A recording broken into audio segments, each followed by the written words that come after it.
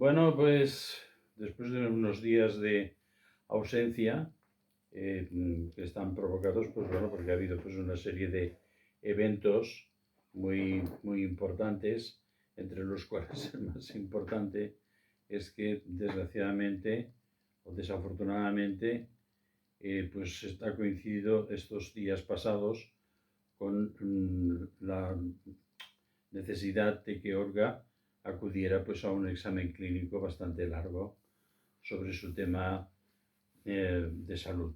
¿Eh?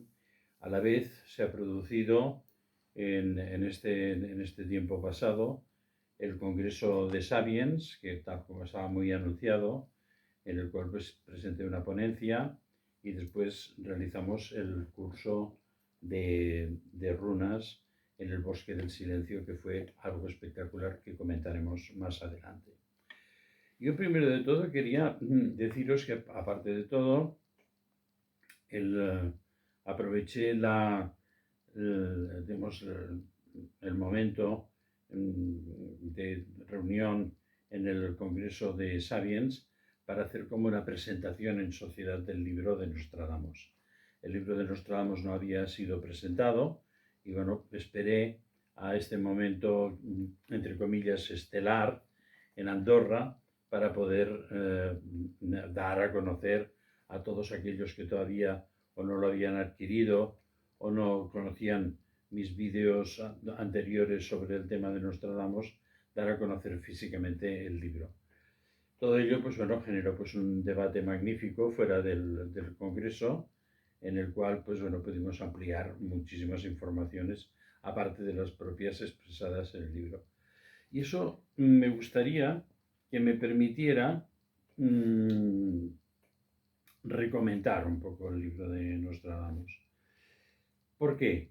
Es algo que quizás se nos va pues dentro se nos despega del mundo pues de las runas, pero a ver, todo el mundo de la concepción del misterio que nos rodea, porque la vida es un misterio muy profundo, a pesar de cientos de libros, pensamiento, conferencias, la vida sigue siendo pues un misterio insondable.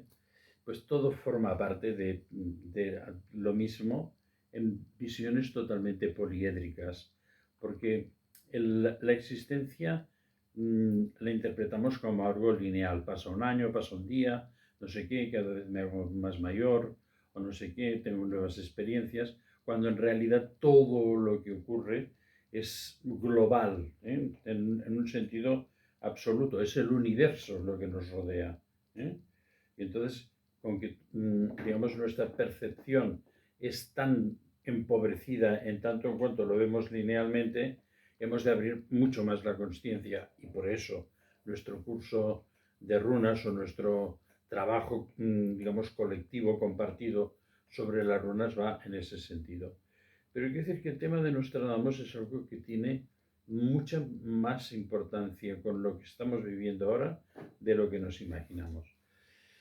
¿Y por qué? Bueno, todos más o menos ya hemos tocado pues un libro de predicciones o varios, o hemos intentado penetrar en ese universo críptico, en ese laberinto mental, hemos intentado sacar conclusiones, hemos también intentado avanzado en ver si realmente los hechos que habían ocurrido históricamente eran realmente predichos o no, o es una interpretación muy forzada, es que a toro pasado y tener pues un hecho se intenta cuadrar con las cuartetas famosas de Nostradamus y más o menos, bueno, se, digamos, consolida la idea pues de un mago predictor o de un profeta de una forma, yo diría que muchas veces demasiado forzada.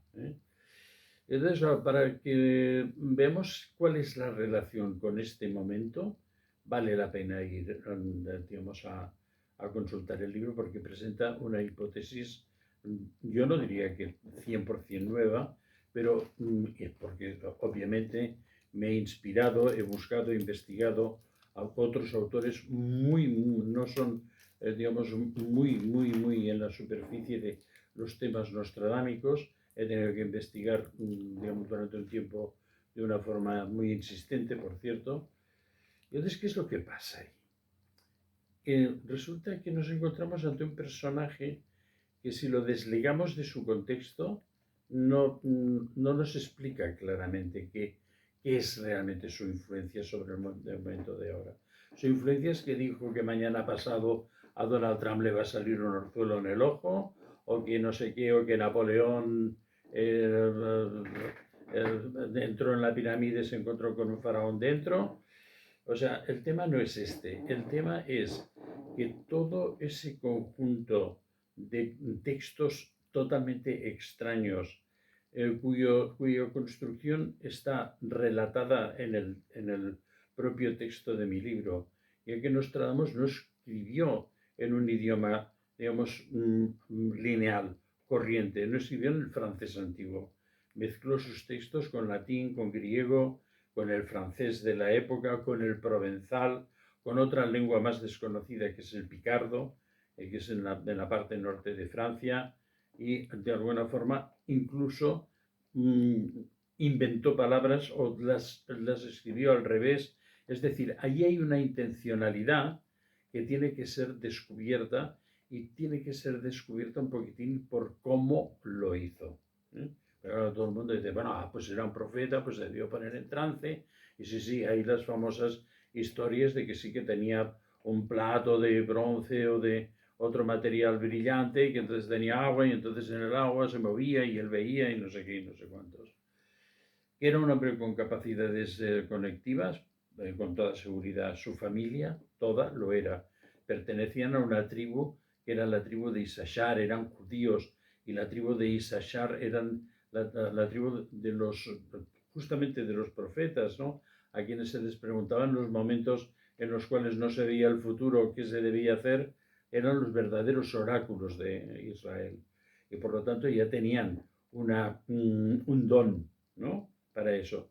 Pero a más, para conseguir, porque él hubiera podido tener estos éxtasis e ir escribiendo con escritura automática, veo 5 camellos atravesando el Nilo, no sé qué, un río, unas pirámides, y tal, y explicar. Y de pronto aparece un sultán, y era absolutamente claro.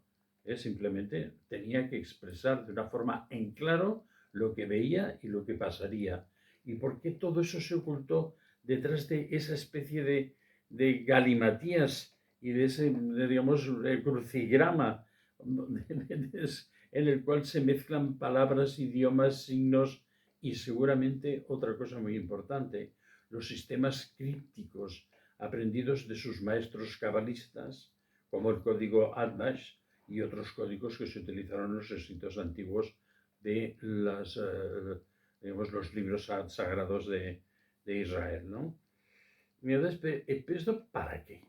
Porque una vez él ya consiguió pues, un cierto nivel social, se relacionó con la monarquía francesa, como Pedro por su casa, digamos, como Pedro por su palacio, por decirlo de alguna forma. Y entonces, una vez superado esto, ¿para qué sirvió todo esto?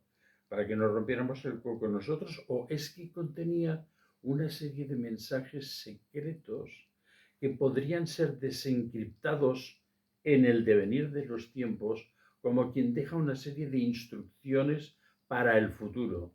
No una visión del futuro, sino órdenes para que fueran ejecutadas en el futuro por un grupo muy selecto de iniciados que tuvieran las claves de desencriptación de sus textos, que obviamente pueden ser muy pocas personas y pueden ser obviamente, digamos, gente que trabaje en el más absoluto de los secretos. Pero ¿cuál era la finalidad de todo eso? Su familia ya había sido, de alguna forma, había antecedido a los trabajos de Nostradamus, relacionándose de una forma muy directa con las casas, digamos, reales o aristocráticas francesas, y que de alguna forma eran, digamos, círculos de poder político. ¿Y cómo se relacionaban? Bueno, eran grandes médicos, grandes iniciados, conocían perfectamente la herboristería secreta, tenían unas ciertas capacidades también de predicción y por lo tanto, obviamente, eran seres muy excepcionales que la gente de las cortes buscaba que estuviera cerca. ¿Y eso qué es lo que producía? Que ellos pudieran influir sobre el futuro, sobre las decisiones del poder político. ¿Y eso para qué? Para que la famosa tribu de Issachar preparara los caminos para el futuro, para que se instaurara en el paso de los tiempos el dominio de un sionismo internacional, que es lo que estamos viviendo ahora, y que todo el problema que en estos momentos se está viviendo, además de una forma muy clara, especialmente en Estados Unidos, en los cuales hay, digamos, un desencuentro entre los grupos sionistas, digamos, que se han apoderado digamos, del control político y otros grupos que son de un signo contrario, pero que tampoco dejan de ser tampoco, digamos, próximos a una idea de una sinarquía universal, de un poder absoluto de un sector sobre los demás. Y esto es realmente lo que nos ha de interesar comprender a nosotros porque lo estamos viviendo. Ahora estamos viviendo ese momento en el cual un grupo muy pequeño de poder, probablemente conectado con seres extradimensionales, como yo muchas veces he propuesto, van a intentar conseguir un dominio total de la raza humana y ese dominio total va a comprender la extinción de una parte de esa raza humana. Y eso es lo que en ese, digamos, complejo laberinto literario que construyó Nostradamus y que fue construido no siempre, digamos, con la bondad de conocer a otros pensadores y de partir con ellos, sino que él, donde estuvo, arrasó. Es decir, donde él tomó las partes que realmente le iban a conducir a una visión de ese futuro y a poder estructurarlo dentro de un mensaje irreconocible para los ojos profanos, que fueron en las abadías, y ahora de memoria me viene la de Alet, importantísima, la de Cambron, y otras abadías donde él trabajó, después la biblioteca del primer, digamos, protomasón secreto que conocemos alrededor de esta historia, que era Julius Caesar Scaliger, personaje absolutamente misterioso, a lo cual le robó la biblioteca y después de tomar de ella los elementos más interesantes para su proyecto digamos, de macrocriptografía del futuro. O sea, este es el gran proyecto de este hombre. Pues también quemó los libros para que nadie pudiera seguir el rastro de que él había estado en esa zona y que, que había tomado digamos, había tomado algo de la biblioteca secreta del Julius Caesar Scaliger. Y por lo tanto aquí vemos un personaje que aparentemente es muy tranquilo, pero creo que en el fondo de todo esto, digamos, un cierto personaje un tanto siniestro, ¿no?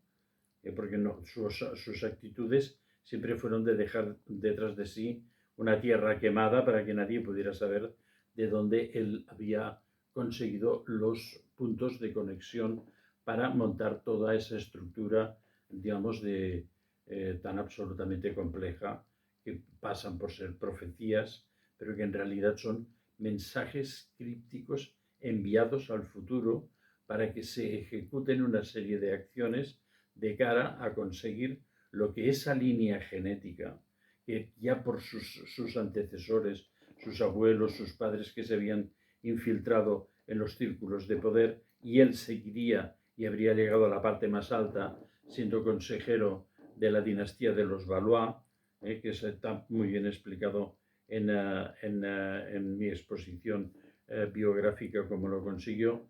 Pues bueno, todo eso es lo que realmente es importante de este libro. En tanto en cuanto no es simplemente un juego de adivinación, de, pero ¿qué dijo? ¿Y qué pasará dentro de los 10 años? ¿Qué pasará? ¿Qué pasará en las próximas elecciones en Estados Unidos y en España? A ver qué dice. ¿Me entiendes? No, no.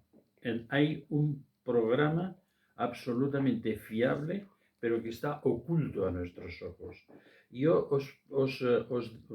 no os digo hacer un desafío, os invito a que realmente entréis en esta visión tan interesante de este personaje, porque es una visión totalmente, digamos, off the record, ¿no? O sea, todos los libros de Nostradamus van en una dirección y este va en su propia dirección.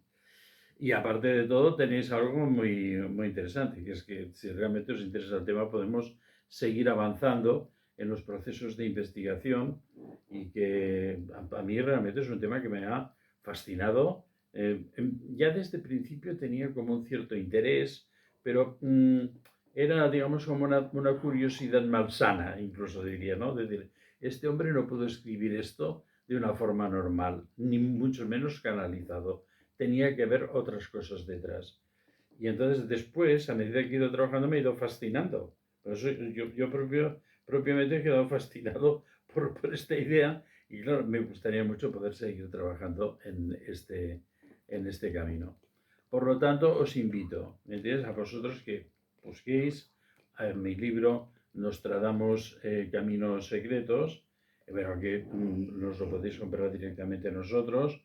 Es muy difícil encontrarlo en librerías, ya que ya me he hecho una autoedición y que aparte de todo os lo puedo enviar pues dedicado y aparte de todo si queréis compartir conmigo pues alguna inquietud en este sentido pues yo estaré encantado de poder responderos. Ya conocéis nuestros dos canales, el de Telegram, tristancastell.olga y el de nuestro de YouTube, tristancastell.olga Castells. Si queréis, porque bueno, ahora, después del Congreso de Andorra, que después hablaremos un poco del tema de qué ocurrió con todo el Congreso y el curso de runas, que fue muy espectacular, pues bueno, incrementaremos nuestros contactos personales. Y por lo tanto, si queréis llamarnos al teléfono 608-442-981, repito para los lentos tomando notas, 608-442-981. Estaremos encantados de departir con vosotros de todos estos temas tan apasionantes. Hasta pronto, porque vamos a seguir hablando de runas, vamos a seguir hablando del curso y de algunas cosas muy interesantes que han pasado. Hasta pronto.